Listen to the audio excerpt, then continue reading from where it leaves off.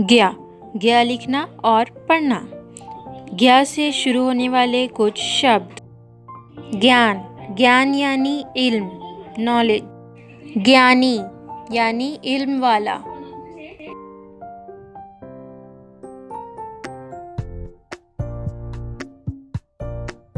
ज्ञा से ज्ञाति यानी रिलेटिव्स, रिश्तेदार। ज्ञाप्ति यानी नोटिस।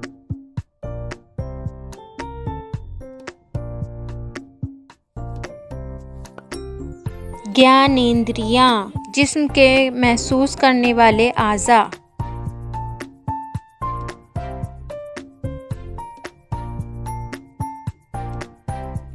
ज्ञानालय, स्कूल या मदरसा।